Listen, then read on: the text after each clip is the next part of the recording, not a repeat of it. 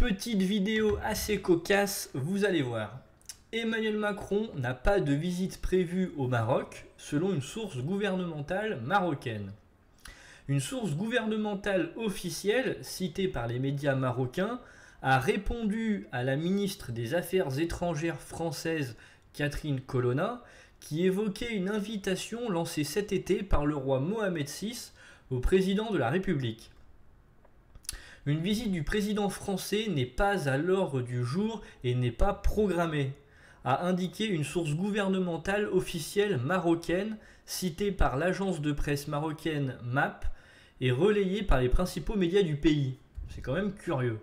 Cette source réagissait à une interview de Catherine Colonna ce vendredi sur LCI, alors écoutez bien, dans laquelle la ministre des Affaires étrangères française évoquait une invitation lancée par Mohamed VI à Emmanuel Macron. Donc là, c'est elle qui parle. Le roi du Maroc a refait son invitation au président de la République il y a peu, cet été lorsqu'il s'était parlé, a expliqué la chef de la diplomatie française.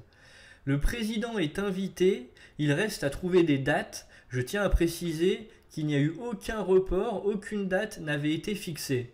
Cette invitation étant faite, j'espère que nous pourrons l'honorer. En réponse, la source gouvernementale marocaine citée par les médias du royaume s'étonne que Catherine Colonna ait pris cette initiative unilatérale et se soit donné la liberté de faire une annonce non concertée concernant une échéance bilatérale importante. Emmanuel Macron avait dénoncé mardi des polémiques qui n'ont pas lieu d'être sur la relation bilatérale entre la France et le Maroc, alors que Rabat n'a pour l'heure pas retenu l'aide proposée par Paris, après le séisme dévastateur dans la région de Marrakech. Les relations entre le Maroc et la France sont tendues depuis qu'Emmanuel Macron s'efforce de se rapprocher de l'Algérie, qui a rompu en 2021 ses relations diplomatiques avec Rabat, accusé d'actes hostiles. Le Maroc reproche aussi à la France de ne pas s'aligner sur les États-Unis et Israël qui ont reconnu la marocanité du Sahara occidental, contrôlé à près de 80% par le Maroc.